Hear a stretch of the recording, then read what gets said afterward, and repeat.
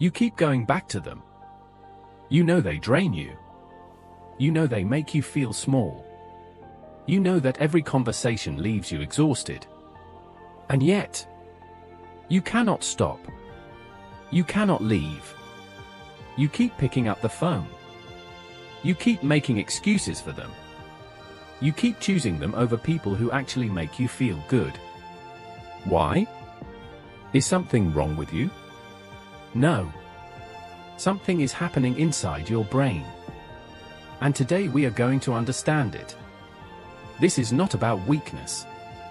This is not about poor judgment. This is about a very specific chemical process happening inside your brain right now. A process that evolved to keep you alive, but is now keeping you trapped. Psychologists have a name for it. And once you understand it, you will never look at your relationships the same way again. Here is the first reason. Your brain runs on dopamine. Dopamine is the chemical of anticipation, not pleasure. Anticipation. Every time something unpredictable happens, your brain releases dopamine. Now think about a negative person in your life. Are they predictable? Never. One day they are warm and kind. The next day they are cold and dismissive. One moment they praise you.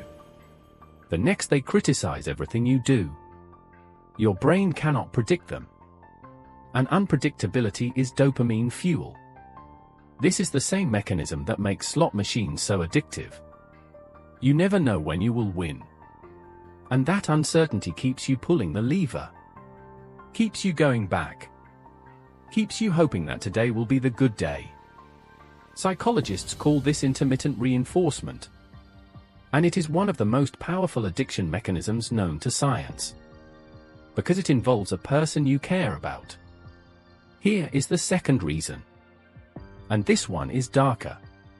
When you are around a negative person, your body produces cortisol, the stress hormone. Cortisol does something interesting. It sharpens your focus. It heightens your awareness. It makes you feel intensely present and alert.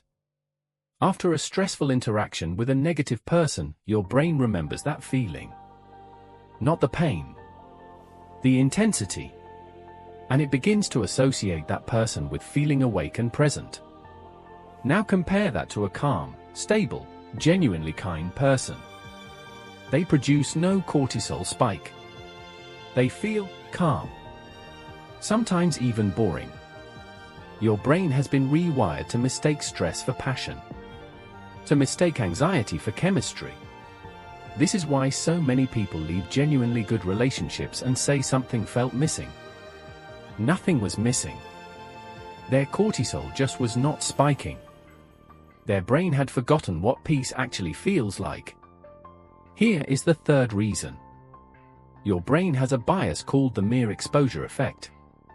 The more familiar something is, the more your brain rates it as safe. Even if it is painful. Even if it is toxic. If you grew up around a critical parent, a volatile sibling, or an unpredictable household, your brain encoded that chaos as normal, as home. So when you meet someone negative, something in you relaxes. Not because they are good for you, but because they feel familiar. Because chaos can start to feel like love, when that is all you ever knew. And the brain is always chasing what feels like home, even when home was not safe. Here is the fourth reason. When you help someone, your brain releases oxytocin, the bonding chemical. Negative people need constant help, constant reassurance, constant emotional support. And every time you give it to them, your brain rewards you with oxytocin.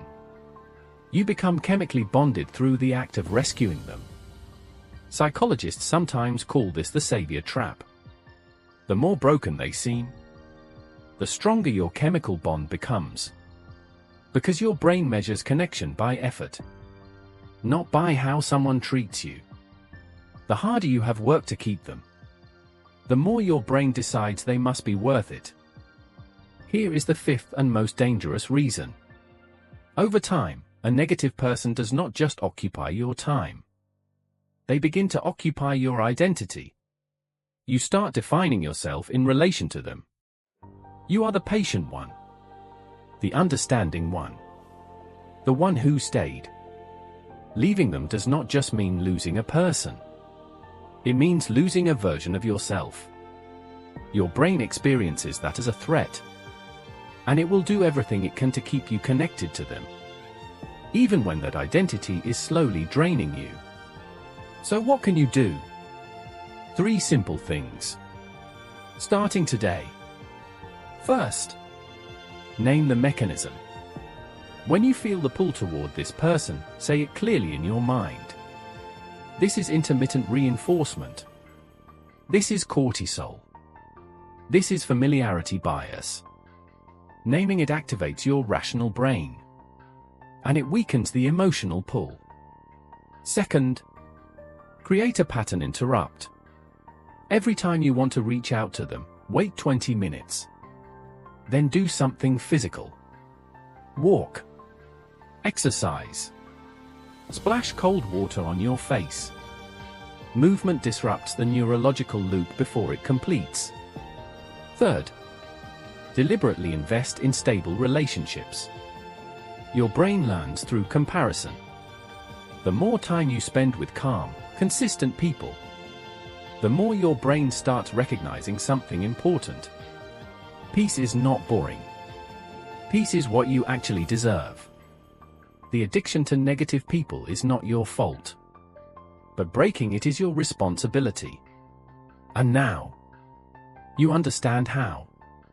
If someone came to mind while listening to this, you already know what you need to do. Comment the word drain below if this hit close to home. And if you want to understand the deeper psychology of toxic relationships, the next video is already waiting for you. Subscribe so you do not miss it. Your brain is not broken. It just needed new information. And now, it has it.